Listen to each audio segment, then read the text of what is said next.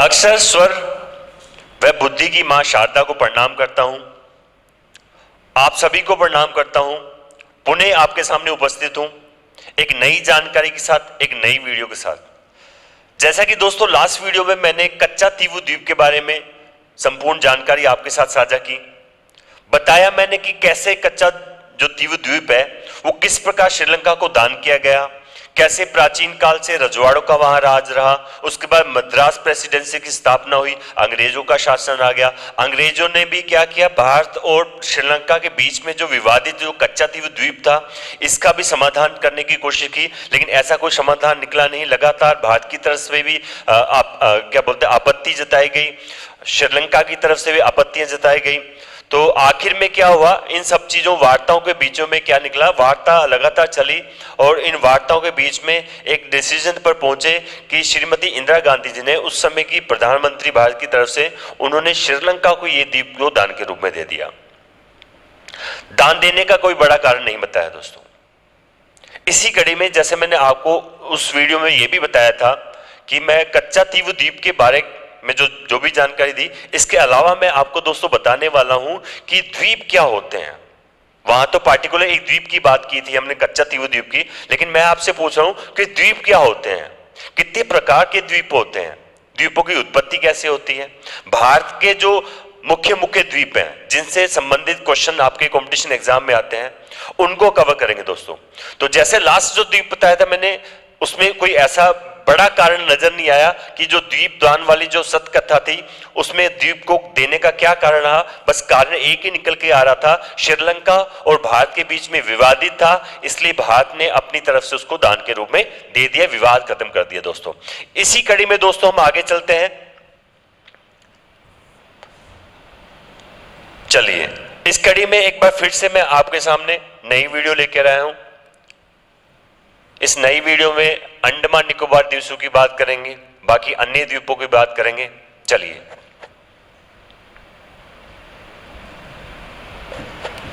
चलिए जैसे कि मैंने बताया कि द्वीपों पर जो सर्जिकल स्ट्राइक है, ऐसा एक टैगलाइन लेके चल रहा हूं मैं, आपको बताने वाला हूं। द्वीप क्या होते हैं सबसे पहले। द्वीप उन्हीं को बोलते हैं ऐसा स्थलखंड जिसके चारों तरफ पानी हो, द्वीप कहलाता है। अभी मैं जितने भी द्वीप आपके सामने साझा करने वाला हूं उन द्वीपों के बारे में बताने वाला कि भारत के महत्वपूर्ण द्वीप कौन कौन से हैं जिनसे संबंधित क्वेश्चन बनते हैं, द्वीपों की उत्पत्ति कैसी होती है वो बताने वाला हूं मैं आपको, द्वीपों के प्रकार, कितने प्रकार के द्वीप होते हैं उसकी जानकारी देके आया हूं मैं। इतिहास, कुछ ऐसे द्वीप जिनका इतिहास आपको जानना बहुत जरूरी है, उनका इतिहास लेके आया हूं मैं आपके सामने।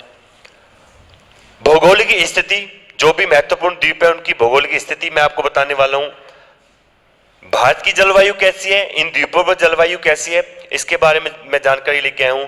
जनसंख्या, कौन से द्वीप पर कितनी जनसंख्या है, किस द्वीप पर कौन सी भाषा बोली जाती है, किस द्वीप पर आदिवासी रहते हैं, इनकी जानकारी रहेगी आपके सामने।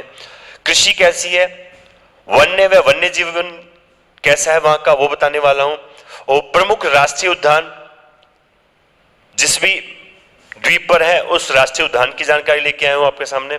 और आखिर में हम क्या करेंगे, महत्वपूर्ण प्रश्नावली, महत्वपूर्ण जो प्रश्न आपके कंपटीशन एग्जाम में आते हैं, प्रतियोगी परीक्षाओं में आते हैं, वो सारे के सारे आपके सामने साझा करूंगा दोस्तों। तो सबसे पहले दोस्तों द्वीप क्या होता है, मैंने बताया कि ऐसा स्थलखंड जिसके चारों तरफ पानी हो, द्वीप कहलाता है। ऐसा टापू भी हो सकता है, द्वीप यानी कि चट्टानी भाग भी हो सकता है।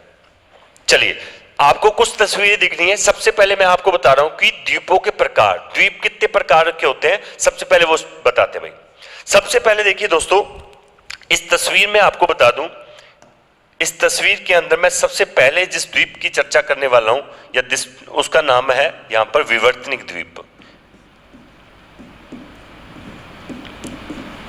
विवर्तनिक द्वीप, ये विवर्तनिक द्वीप क्या होते हैं सुनो जरा।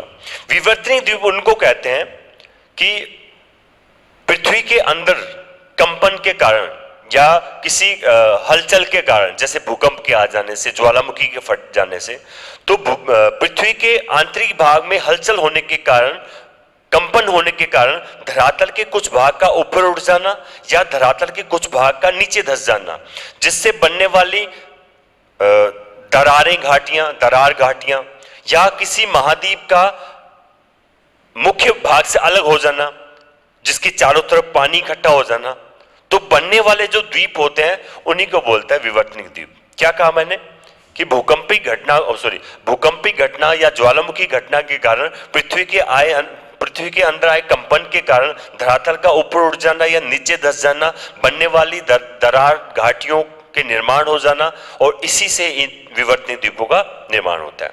ठीक है, दूसरा देखिए, दूसरा मैं लिख रहा हूं आपके पास निक्षेपक मूलक द्वीप। निक्षेपक मूलक,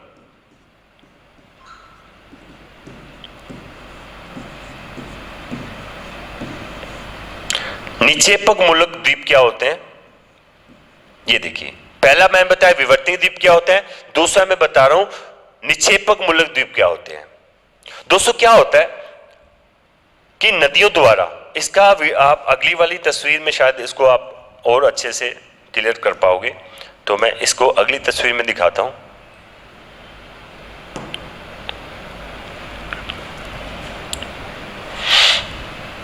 चलिए देखिए, निक्षेपक मूलक द्वीप क्या होते हैं कि नदियों द्वारा अपने साथ लाए गए जितने भी जो पदार्थ होते हैं, अवसाद होते हैं, तो ये वाला देखो भाई, द्वीप बनने की ये प्राथमिक क्रिया है कि क्या होता है कि जो भी नदियां होती हैं अपने साथ जितना भी कचरा लेके आती हैं, पदार्थ लेके आती हैं, अवसाद लेके आती हैं, वो कहीं ना कहीं एक जगह पर आकर क्या करती हैं, जमना स्टार्ट हो जाए। यानी कि नदी द्वारा लाया गया कचरा जो किसी एक छोर पर या किसी एक किनारे पर जाके या नदी के मुहाने पर जाके धीरे धीरे जमना स्टार्ट होता है, ये उसकी प्रारंभिक क्रिया है। इसके बाद इसे देखो भाई, धीरे धीरे जैसे जमना स्टार्ट हुआ तो जलवायु के प्रभाव के कारण या मौसम बदलने के कारण धीरे धीरे क्या होता है कि इस स्थिति में चला जाता है वो, यानी कि धीरे धीरे वो एक स्थल खंड का या एक द्वीप का रूप ले लेता है। किसका रूप ले लेता है? द्वीप का रूप लेता है। उसी को निक्षेपक मूलक द्वीप कहा जाता है।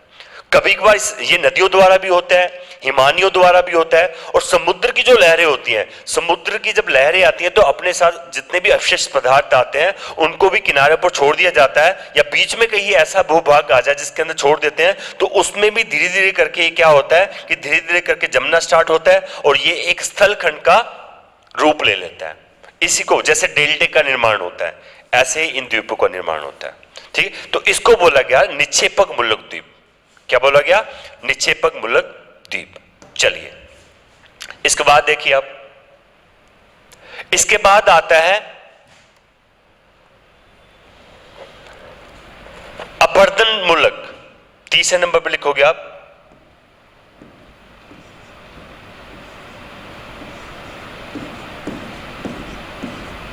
अपरदन मूलक द्वीप।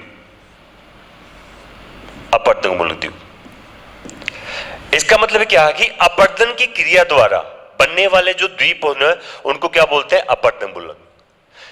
जैसे कुछ द्वीप आपके खंड दिख रहे हैं, ये अपरदन, यानी कि जिनका धीरे धीरे क्षरण हो जाए, अपरदन हो जाए, तो वो कुछ इस तरह ढूंढ दिखाई दें या इस तरह अपरदन हो जाए उनका, है ना, तो उन्हीं को क्या बोलते हैं? अपरदन मूलक द्वीप कहा जाता है।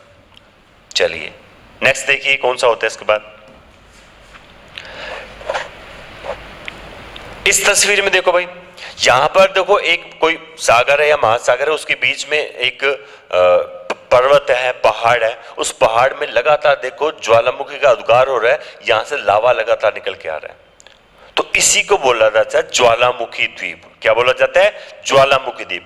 कहने का तात्पर्य है सागरों में, महासागरों में जो भी पर्वत होते हैं उनको एटलस कहा जाता है ना, कटक कहा जाता है उनको। क्या कहा जाता है भाई? एटलस वर्ड नहीं है, उसको कटक कहा जाता है, कटक। तो महासागरों में कटकों के सहारे, किनके सहारे? कटकों के सहारे ज्वालामुखी के उद्गार से बनने वाले जो द्वीप होते हैं उनको ज्वालामुखी द्वीप कहा जाता है। नेक्स्ट देखिए, ये जो आपको दिखाई दे रहा है इसको बोल सकते हैं प्रवाल द्वीप। प्रवाल या मूंगा द्वीप भी कह सकते हो आप, मूंगा द्वीप। मूंगा द्वीप, जो भी सागर या महासागर होते हैं उनके तटों के आसपास मृत मूंगा से बनने वाले जो द्वीप होते हैं उन्हीं को प्रवाल द्वीप कहा जाता है। चलिए अब इनकी एक बार और डिटेल से जानकारी ले लेते हैं कि क्या क्या चीजें मैंने आपको समझाने की कोशिश की है। एक बार देख लीजिए आप लोग ना।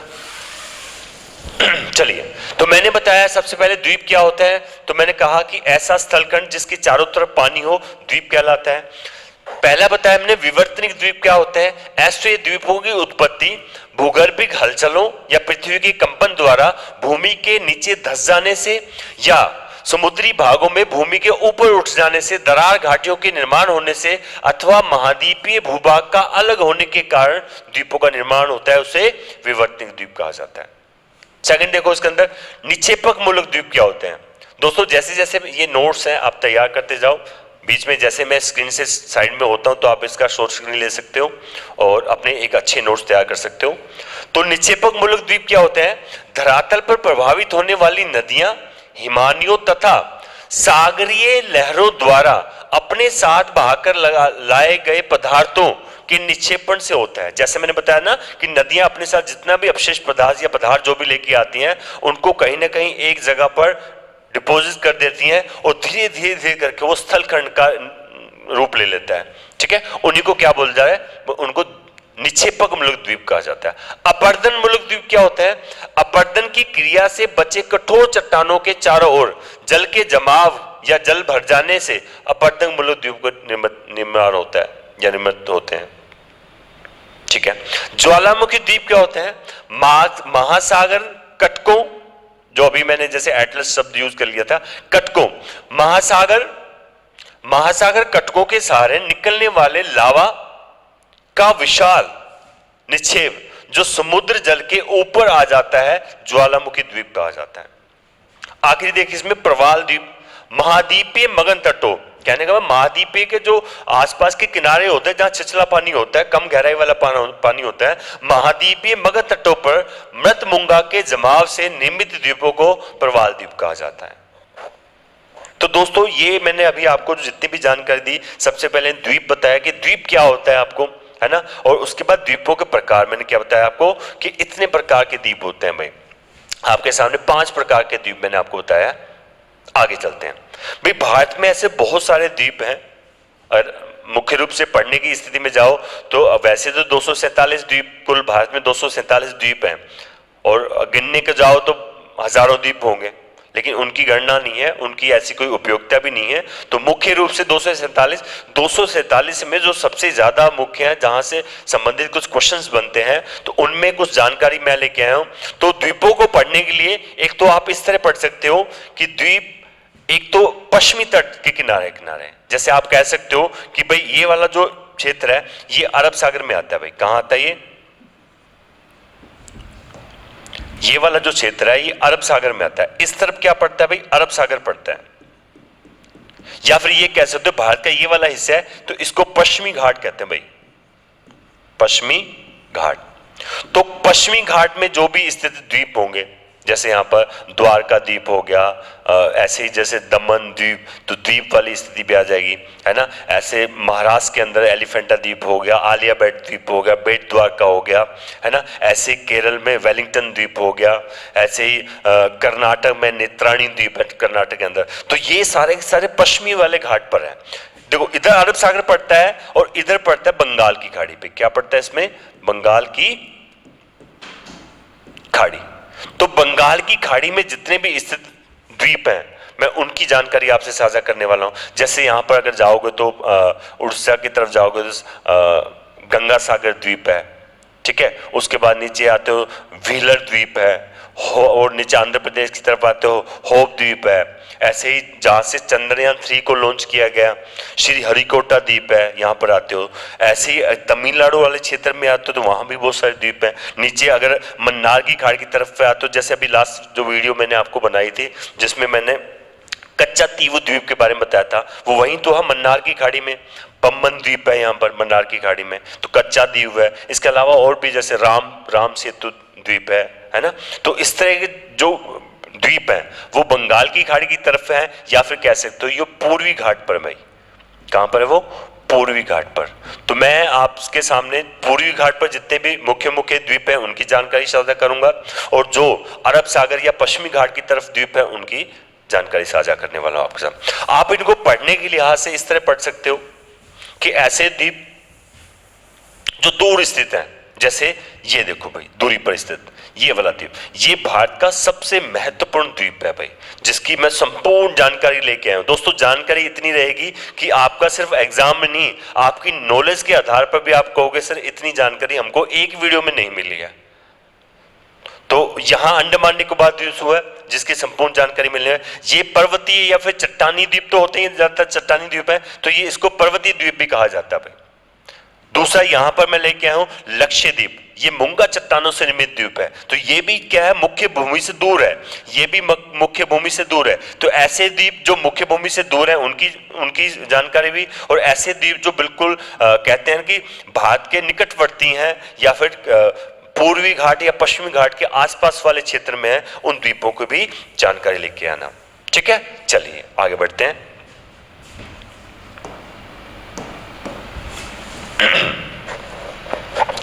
तो द्वीपों को दो भागों में बांटकर हम पढ़ सकते हैं। कैसे, मैंने बताया कि तटीय द्वीप, सबसे पहले मैंने बताया तट के आसपास वाले क्षेत्र में उनको तटीय द्वीप कहा गया है ना। दूसरा दूरस्थ है जो डिस्टेंस पर है, जैसे मैंने अंडमान निकोबार द्वीप बताया, लक्षद्वीप बताया, ये दूर स्थित द्वीप है ना। तो द्वीप कैसे होते हैं, एक तो वैसे द्वीप जो काप मिट्टी से बनते हैं, काप मिट्टी से, जैसे कुछ टापू भी होते हैं वो भी किससे बनते हैं, बालू रेत से, काप मिट्टी से बनते हैं। कुछ द्वीप जो पथरीले द्वीप हैं, और पर्वतीय द्वीप है। पर्वतीय द्वीप में मैंने अभी बताया अंडमान निकोबार द्वीप वो पर्वतीय द्वीप है। ऐसे प्रवाल या मूंगा चट्टानों से निर्मित द्वीप होंगे, जैसे लक्षद्वीप जो मूंगा चट्टानों से निर्मित द्वीप है। तो इस तरह आप उनको पढ़ने के लिहाज से बांट सकते हो दो भागों में, तटीय द्वीप, तुरस्क द्वीप, और इसके साथ आप कह सकते हो एलुवियल आइसलैंड क्या होते हैं, रॉकी आइसलैंड क्या होते हैं, हिली आइसलैंड क्या होते हैं, कोरल आइसलैंड क्या होते हैं, है ना। तो इनको आप इस तरह पढ़ सकते हो मेरे साथ। चलिए नेक्स्ट देखिए। तो यहां पर जैसे मैंने अभी बताया कि पूर्वी तट पर के पास या पूर्वी तट पर इससे जितने भी द्वीप हैं, कुछ मुख्य मुख्य मैंने आपके सामने लिखे हैं। पश्चिमी तट या पश्चिमी घाट पर कितने द्वीप हैं, मुख्य मुख्य आपके सामने लिखे हैं। तो एक बार हल्का सा आप इसका भी स्क्रीनशॉट ले सकते हो, क्या क्या बताने वाला हूं। सबसे देखो पूर्वी तट पर देखिए न्यू मोर द्वीप है भाई, न्यू मोर द्वीप जो पश्चिमी बंगाल वाले क्षेत्र में, पश्चिमी बंगाल का मतलब आपको बंगाल की खाड़ी के आसपास वाले जो द्वीप है उनके, जो पश्चिम बंगाल के आसपास है ना, न्यू मोर द्वीप हो गया। इसके बारे में मैं कुछ जानकारी आपसे साझा करूंगा। गंगा सागर तट या गंगा सागर द्वीप है, इसके बारे में बताने वाला हूं। व्हीलर द्वीप है, उड़ीसा में स्थित है, इसके बारे में बता रहा हूं। होप द्वीप है, इसके बारे में बता रहा हूं। तीसरा जो इंपॉर्टेंट देखो भाई, जहां से चंद्रयान 3 को लॉन्च किया, श्री हरिकोटा द्वीप है जो आंध्र प्रदेश है, जिसके बारे में बताने वाला हूं मैं आपको। मन्नार की खाड़ी में तमिलनाडु वाले क्षेत्र में स्थित मैंने बताया राम सेतु या आदम का पुल भी कैसे, तो राम सेतु द्वीप हो गया। पम्बन द्वीप हो गया, तमिलनाडु में स्थित है। क्रोकोटाइल द्वीप है, ये भी तमिलनाडु वाले हिस्से में। कच्चा तीव देखो, इसकी जानकारी मैंने आपको संपूर्ण दे दी है। तो कच्चा तीव द्वीप है, तमिलनाडु वाले क्षेत्र में स्थित है। और कोटा द्वीप जो भी है वो भी तमिलनाडु वाले। तो ये जो द्वीप है ये पूर्वी तट पर जो स्थित द्वीप है उनकी डिटेल्स है। और बाकी जो पश्चिमी तट पर है, बेट द्वारका गुजरात में स्थित है। जैसे दमन द्वीप बोला था, तो द्वीप जो है ये भी द्वीप है, ये गुजरात में है। पीरम द्वीप ये भी गुजरात में है। सालसेट द्वीप महाराष्ट्र में है। एलिफेंटा द्वीप, इसके बारे में मैं आपको जानकारी लिखवाऊंगा कुछ डिटेल से। आलियाबेट द्वीप, इसके बारे में बताने वाला हूं। कुरुम घाट द्वीप जो है कर्नाटक में स्थित है। नेत्राणी द्वीप जिसके बारे में अभी बताया मैंने, नेत्राणी द्वीप भी कर्नाटक में। और वेलिंगटन द्वीप की विशेषता भी थोड़ी बहुत मैं आपको लिखवाने वाला हूं। तो कुछ ऐसे द्वीप जहां से क्वेश्चन बन सकते हैं, उनकी तो जानकारी पूरी साझा करने वाला हूं। कभी कभार ऐसा जरूर हो सकता है कि ऐसा हो सकता है पूछा जाए भाई, अगर आपके सामने 4 ऑप्शन दे दी जाए और 4 ऑप्शन में से ये बता जाए, बताओ निम्न में से कौन सा ऐसा द्वीप है जो बंगाल की खाड़ी में या बंगाल की खाड़ी में या पूर्वी तट पर स्थित नहीं है। तो 3 इधर से आने वाले हैं, चौथा नाम इधर से डाल देंगे। तो ऐसा भी पूछ सकते हैं, बताओ निम्न में से कौन सा ऐसा द्वीप है जो पश्चिमी तट पर स्थित नहीं है या फिर अरब सागर की तरफ नहीं है। तो इनमें से 3 नाम आया, चौथा इधर। या मिलान करने को भी दे सकते हैं कि भाई ये 4 द्वीप है, इनका मिलान कीजिए। स्टेट वाइज भी हो सकता है और वैसे भी हो सकता है कि भाई बताइए भाई कौन सा पश्चिमी घाट पर स्थित है, कौन सा पूर्वी घाट पर स्थित है ना। तो कुछ इस तरह के क्वेश्चन आपके सामने बन सकते हैं। तो जिन बच्चों ने स्क्रीनशॉट नहीं लिया, एक बार वापस से ले लीजिए आप लोग और एक अच्छे नोट तैयार कीजिए। इतना मैं विश्वास दिला रहा हूं कि जब ये टॉपिक कंप्लीट होगा और कंप्लीट टॉपिक होने के बाद जब वापिस से आप इन नोट्स को पढ़ोगे तो दिल को तसल्ली पहुंचेगी कि आज हमने कोई टॉपिक पढ़ा है और इतनी जो जानकारी जुटाई गई, इतने आंकड़े जुटाए गए, तो सामने वाला शख्स, पढ़ाने वाला शख्स ने कितनी मेहनत की होगी इसके लिए। तो मेरी मेहनत भी आपको जरूर नजर आने वाली है। चलिए दोस्तों आगे बढ़ते हैं। अब हम आगे हैं भारत के सबसे महत्वपूर्ण द्वीप पर। अभी तक जितनी भी द्वीपों की जानकारी दी गई, कौन कौन से द्वीप कहां स्थित हैं, द्वीपों के प्रकार बताए, द्वीप क्या होते हैं, उनके बारे में बताया। तो अभी जैसे स्क्रीन पर दिख रहा है तो मैं आपके सामने बात करने वाला हूं अंडमान निकोबार द्वीप समूह के बारे में। ठीक है, तो अंडमान निकोबार द्वीप समूह के बारे में बात करने से पहले आप एक बार ये देखिए कि अंडमान, यहां समझो एक बार मेरे साथ, चलिए उसके बाद फिर मैं आपको जानकारी बता। ये देखिए दोस्तों, ये है अंडमान निकोबार द्वीप समूह, ये जो आपको दिखाई दे रहा है। ठीक है, द्वीपों की श्रृंखला है। तो सबसे पहले अगर मैं बोलूं, आपसे ये बात बोलूं कि बताइए भाई ये जो द्वीप है इसकी उत्पत्ति कैसे हुई, तो सबसे पहले तो अंडमान जो निकोबार द्वीप है इसकी उत्पत्ति देखिए कैसी होती है। ठीक है, तो इसका उत्पत्ति देखो भाई कैसे होती है। तो मोटा मोटा मैं आपको समझा रहा हूं, एक बार समझने की कोशिश करना। बहुत सारे जो बुक्स हैं आप देखोगे उसमें ये कह रखा होगा कि ये ज्वालामुखी द्वीप है भाई, जैसे मैं भी अभी आपको देने वाला हूं, ज्वालामुखी द्वीप है जो क्या है, इंडियन ऑस्ट्रेलियन प्लेट, इंडियन व ऑस्ट्रेलियन,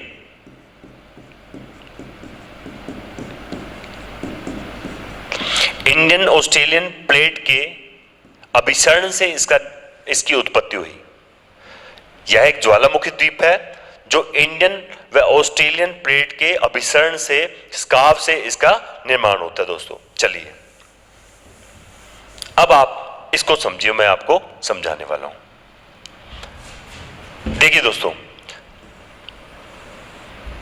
जब क्या था कि अगर आपने बिग बैंग सिद्धांत के बारे में थोड़ा बहुत सुना हो तो मैं वहीं पर वापस ले जा रहा हूं आपको।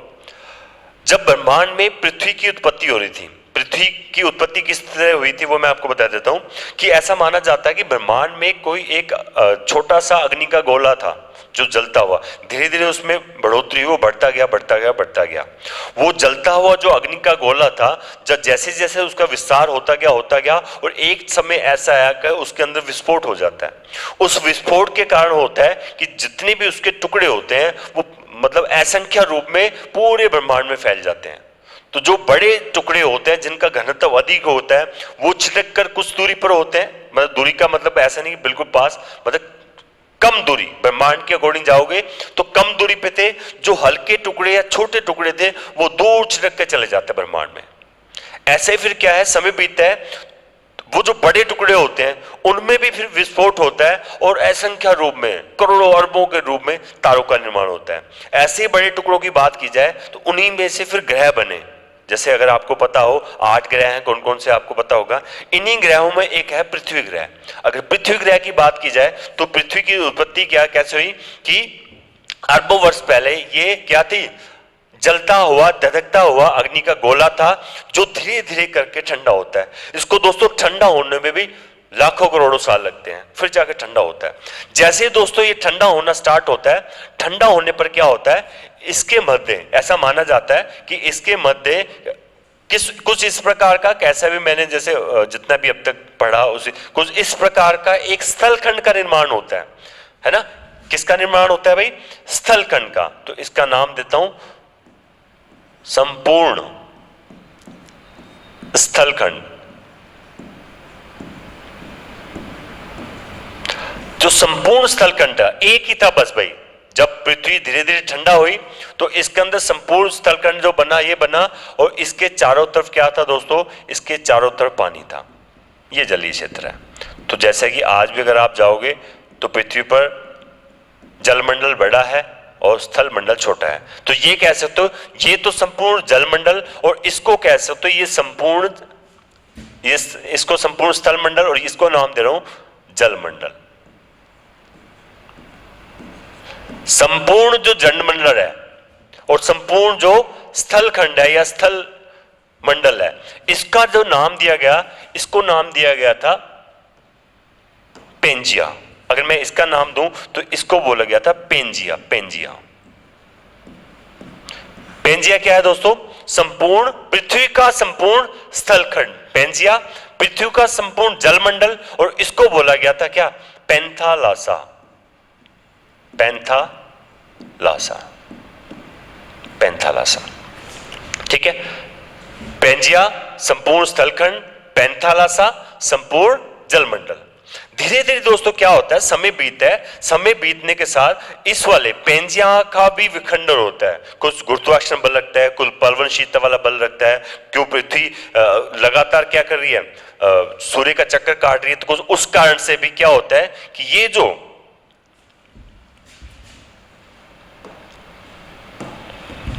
जो पेंजिया होता है दोस्तों, इस पेंजिया का भी क्या हो जाता है, इस पेंजिया का भी विखंडन हो जाता है। और किस तरह विखंडन होता है एक बार देख लीजिए।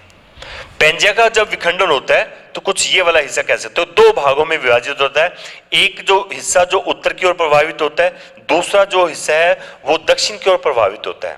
दोस्तों जो उत्तर की ओर जो प्रभावित होने वाला जो खंड होता है, टुकड़ा होता है, उसको बोलते हैं अंगारा लैंड। क्या बोला गया इसको? अंगारा लैंड। और जो दक्षिण की ओर जो टुकड़ा प्रभावित हुआ, इसको बोलते हैं गोंडवाना लैंड। गोंडवाना लैंड। तो पृथ्वी के दो टुकड़े हुए, अंगारा लैंड और गोंडवाना लैंड। फिर क्या होता है दोस्तों, समय लगातार बीतता जाता है। समय बीतने के साथ साथ क्या होता है, जो अंगारा लैंड होता है ना, इसका भी विभाजन होता है। जब इसका विभाजन होता है तो जितने भी महाद्वीप आज देख रहे हो, जैसे उत्तरी अमेरिका महाद्वीप हो गया, यूरोप हो गया, यूरेशिया हो गया, तो यहां से उत्तरी अमेरिका, यूरेशिया, यूरोप यहां से निकल गए अंगारा लैंड से। जैसे दक्षिणी अमेरिका हो गया, अफ्रीका महाद्वीप हो गया, इंडियन ऑस्ट्रेलियन प्लेट्स की भी आप बात कर रहे थे, ऑस्ट्रेलिया हो गया, तो ये सारे के सारे गोंडवाना लैंड का ही हिस्सा है। जैसे ये टुकड़ा अलग हो रहा था दोस्तों, अलग होने के बीच में क्या होता है कि इसमें एक सागर का निर्माण होता है। जैसे ये टुकड़ा ऊपर जा रहा था, ये नीचे, तो इस बीच में कहते हैं कि एक सागर का निर्माण हुआ इस तरह। उस सागर को बोलते हैं टेथिस सागर। टेथिस सागर। अगर पूछा जाए टेथिस सागर का निर्माण कैसे हुआ, तो आप कह सकते हो कि टेथिस सागर का निर्माण पेंजिया के विखंडन से अंगारा लैंड और गोंडवाना लैंड के आपस में अलग होने से, टकराने से नहीं, अलग होने से टेथिस सागर का निर्माण होता है। ठीक है। क्या होता है कि जब टेथिस सागर का निर्माण हो रहा, तो ऐसा तो है नहीं कि अचानक से फटाफट से पता चला कि 2-4 दिनों के अंदर ही टुकड़े अलग हो गए और चला गया। तो इनको भी अलग होने में लाखों साल लगे। जब लाखों साल लगे तो इस बीच में जो अंगारा लैंड की नदियां थी, इसके अंदर आगे पानी गिराती थी, अंगारा लैंड की जितनी भी नदियां थी, और इधर से गोंडवाना लैंड की नदियां भी इसके अंदर लगातार पानी अपना छोड़ती थी, है ना। तो धीरे धीरे करके क्या होता है, धीरे धीरे ये जो टेथिस सागर होता है रिफिल कर दे, यानी कि इनको फुल भर देती हैं ये नदियां इस तरह।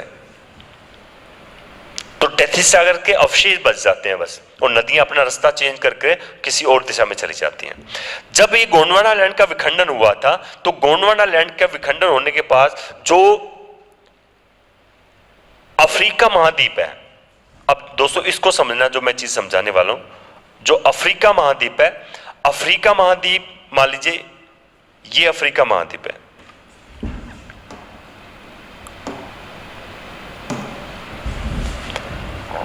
ये अफ्रीका महाद्वीप है, कुछ इस तरह मान के चलो भाई ये अफ्रीका।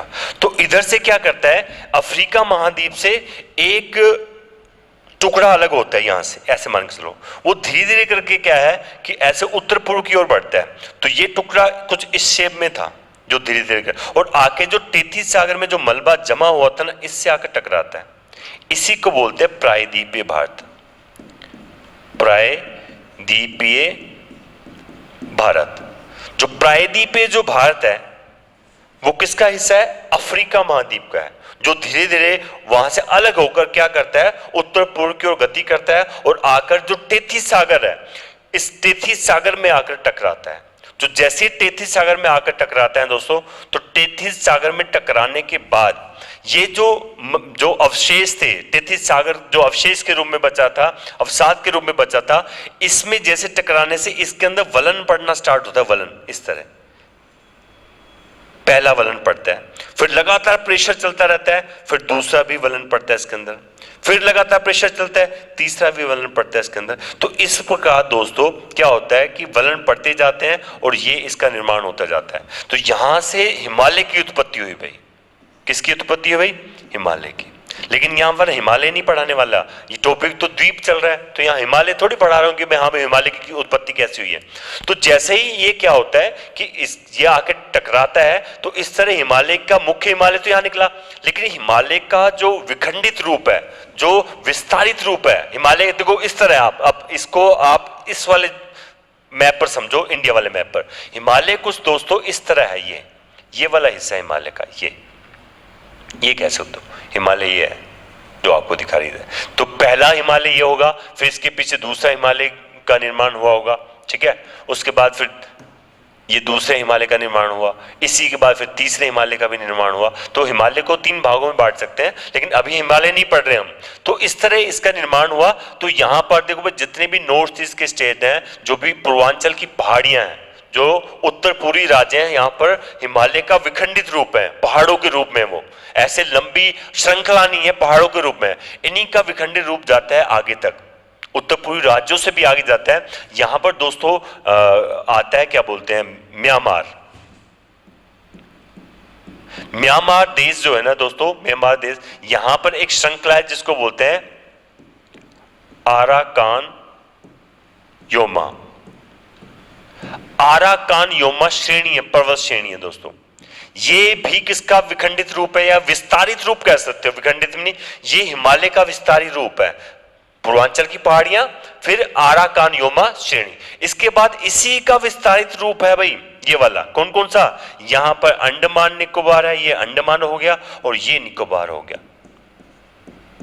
तो ये जितनी भी जो कहानी या फिर उत्पत्ति जो मैंने अभी बताई है कि हिमालय की उत्पत्ति कैसे हुई, तो हिमालय की उत्पत्ति का मतलब हमको पहुंचना था अंडमान निकोबार द्वीप समूह के, क्योंकि मैं जानकारी अंडमान निकोबार द्वीप समूह की लेके आया, ठीक है। तो अंडमान निकोबार द्वीप समूह की जो उत्पत्ति हुई है दोस्तों, जब हिमालय की उत्पत्ति हो रही थी, उसी समय अंडमान निकोबार द्वीप समूह, उसी समय जो म्यांमार देश है, यहाँ पर आराकान योमा जो श्रेणी, इसकी उत्पत्ति हुई, पूर्वांचल पहाड़ी की उत्पत्ति हुई।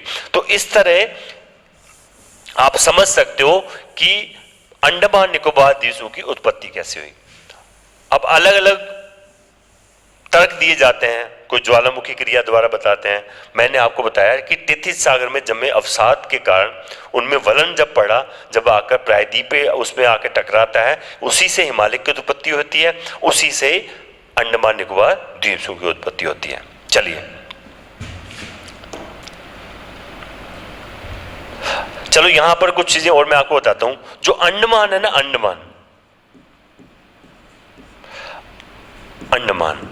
अंडमान जो शब्द है, इसका जो शाब्दिक अर्थ है, अंडमान जो शब्द है, वैसे तो देखो अंडमान शब्द का जो अगर मैं बोलूं कि सबसे पहले अंडमान शब्द कहाँ आपने पढ़ा होगा या फिर इसको कहाँ वर्णित देखा होगा आपने, तो अंडमान शब्द सबसे पहले अगर मैं बोलूं तो रामायण जो है,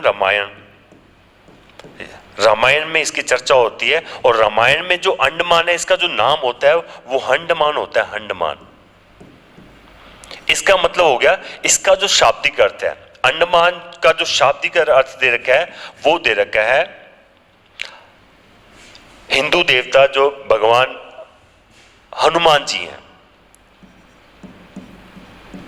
हिंदू देवता हनुमान, भगवान हनुमान है ना, आप लिख लेना भाई, भगवान हनुमान जी के नाम का ही प्रवृत्ति रूप है अंडमान, ठीक है। ऐसा क्यों कि रामायण के अंदर जो उल्लेख मिलता है उसके अंदर ऐसा भी बताया जाता है कि भगवान हनुमान जी जब सीता माता को बचाने के लिए लंका की ओर बढ़ते हैं, तो लंका की तरफ जब जा रहे थे तो तब इन द्वीपों पर क्या करते हैं, इन द्वीपों का सोपान के रूप में, एक शब्द लिख रहा हूं बेटा, सोपान के रूप में इस्तेमाल करते हैं, उपयोग करते हैं। अच्छा, सोपान का मतलब ये हो गया कि मान लीजिए अयोध्या है, यहां पर अयोध्या आगे यूपी में आगे, अयोध्या में श्री राम की नगरी है, यहां से निकले होंगे वो, यहां से निकले श्रीलंका के लिए, तो यहां पर आकर उन्होंने ब्रेक लिया हनुमान जी ने, तो ये ब्रेक का भी कह सकते हो कि यहां पर ब्रेक लिया और यहां से फिर वो लंका पहुंचे। तो इसलिए रामायण के अंदर अंडमान का जो नाम है अंडमान के रूप में वर्णित है। ठीक है, उसके बाद बता दूं मैं आपको, अगर इसके इतिहास की बात करोगे तो इतिहास में सबसे पहले अगर आप देखोगे तो चोल साम्राज्य है, चोल साम्राज्य, चोल साम्राज्य के राजा है राजेंद्र चोल। राजेंद्र चोल द्वितीय, सेकंड, राजेंद्र चोल द्वितीय ने क्या किया है, इन द्वीपों का जो उपयोग किया वो नेवल बेस के रूप में किया भाई। किसके रूप में किया, नेवल बेस के रूप में। तो यहां पर इनका भी जो उल्लेख किया जाता है। और ऐसे ही इसके बाद की अगर स्थिति बताऊं तो इसके बाद मराठा वंश आता है, मराठा साम्राज्य। मराठा साम्राज्य के मराठा है जिसका नाम है मराठा साम्राज्य के राजा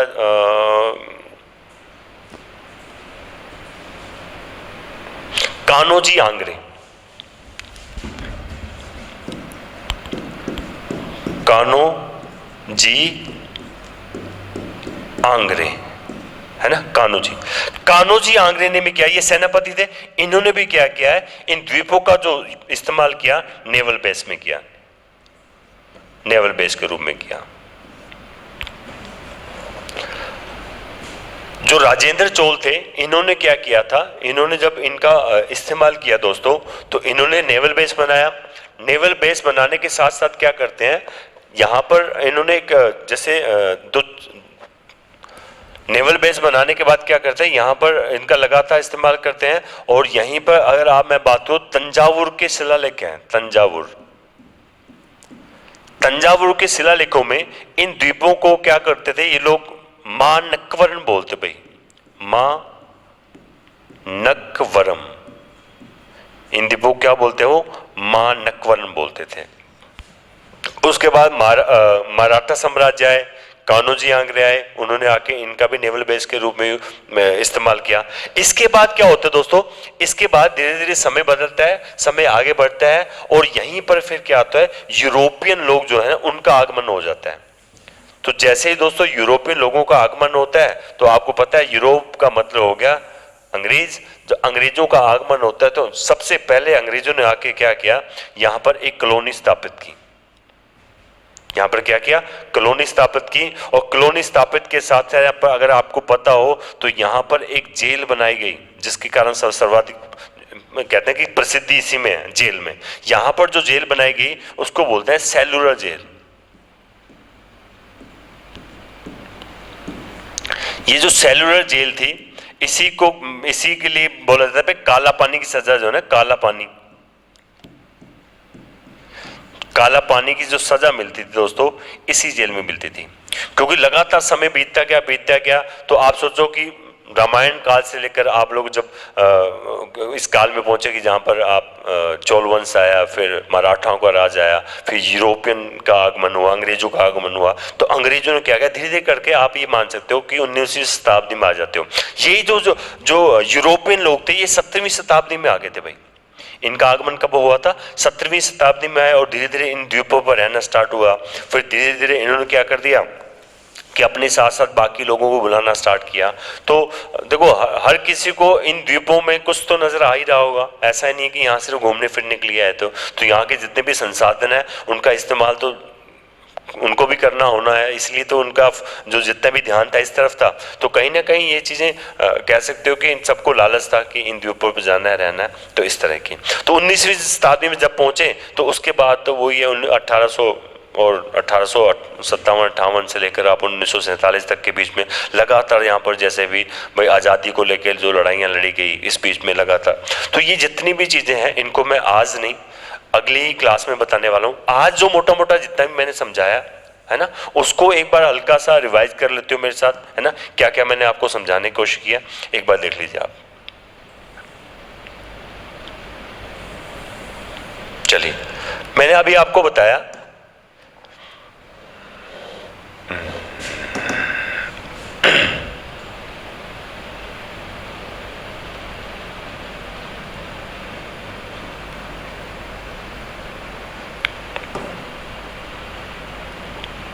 इसको आपने पढ़ लिया है, मैंने आपको बता ही दिया है। अगली स्लाइड में देखो, ये भी हो गया। हाँ, यहां देखो भाई, मैंने अभी अभी बताया आपको कि जो अंडमान और निकोबार द्वीप समूह की जो उत्पत्ति हुई उसका कारण मैं बताया। एक तो ज्वालामुखी द्वीप है, ये पहला तो क्या है पॉइंट कि ज्वालामुखी द्वीप है जो इंडो ऑस्ट्रेलियन तथा बर्मा प्लेट के अभिसरण से बना है ना। जब मैंने बताया कि जब प्रायद्वीप पे भारत आके टकरा रहा था तो धीरे धीरे जब इनको आगे विस्तार से और इसमें डीपली पढ़ोगे तो फिर बहुत सारी प्लेट्स का आएगा कि भाई ये यहाँ प्लेट है, ये वाली यहाँ प्लेट है। तो ऐसे में इंडियन ऑस्ट्रेलियन जो प्लेट है या जो बर्मा प्लेट है, इनके आपस में टकराने से अभिसरण से क्या होता है, इसका निर्माण होता है। आराकान योमा पर्वत जो का जो विस्तार है वो मैंने बताया हिमालय का ही अगला जो विस्तार है आराकान योमा पर्वत है, उन्हीं में फिर अंडमान निकोबार द्वीप समूह बना। तो यहां लिखा है अंडमान शब्द का जो शाब्दिक अर्थ है वो दे रखा है यहां पर हिंदू देवता हनुमान जी, हिंदू देवता हनुमान जी का परिवर्तित रूप अंडमान निकोबार द्वीप समूह है। अंडमान का उल्लेख रामायण में हंडमान के रूप में मिलता है। किसके रूप में मिलता है? हंडमान के रूप में जाता है। एक पॉइंट और दोस्तों, इसके अंदर ये कह सकते हो ये जो शब्द है, ये जो शब्द लिया गया है ये मलय भाषा से लिया गया है। किससे लिया गया? मलय भाषा से। हनुमान जी सीता माता को बचाने के लिए इन द्वीपों का उपयोग या इस्तेमाल मैंने बताया था सोपान के रूप में, सीढ़ी के रूप में करते हैं। भाई सोपान का मतलब यहाँ क्या हो गया? सीढ़ी के रूप में करते हैं। ठीक है, अब आओ निकोबार पर। निकोबार का और देखो भाई, निकोबार क्या है? निकोबार शब्द का शाब्दिक अर्थ दे रखा है तंजावुर के शिलालेख थे। तंजावुर के शिलालेखों में क्या दे रखा है? नग्न लोगों की भूमि। नग्न लोगों की भूमि किसको बोला गया है? निकोबार को बोला गया। ये भी अंडमान की भांति ये शब्द भी किससे लिया गया? मलय भाषा से लिया गया है। किससे लिया गया? मलय भाषा से लिया गया।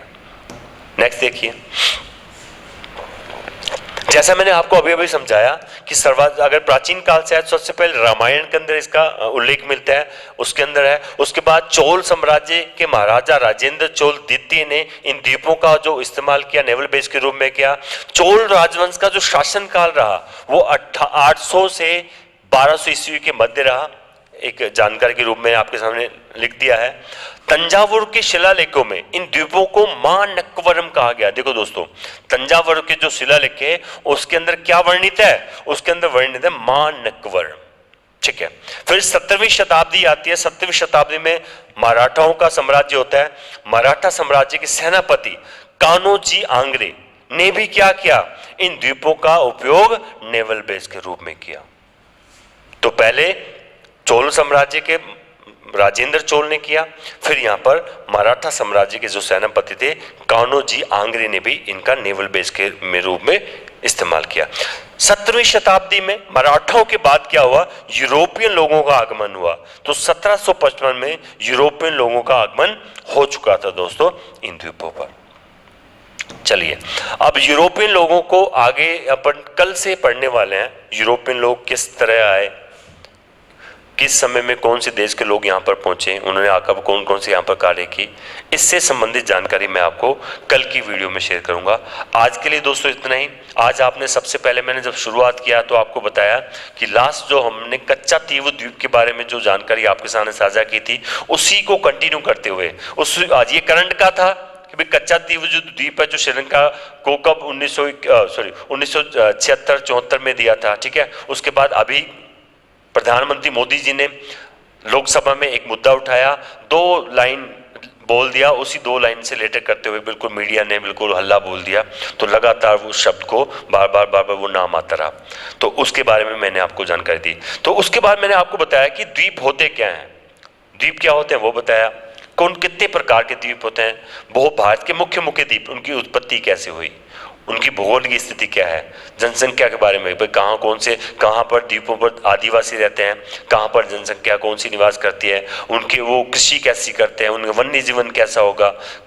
उसके साथ मैंने नेशनल पार्क या राष्ट्रीय उद्यानों के बारे में, और इम्पोर्टेंट जो भी क्वेश्चंस आने वाले आपके एग्जाम में, वो आगे लगातार आप मेरे साथ बने रहो और मिलते रहेंगे आपको, ठीक है। तो आज के लिए इतना ही, बहुत जल्दी आपको अगली वीडियो के साथ मिलता हूं मैं, तब तक के लिए जय हिंद जय भारत।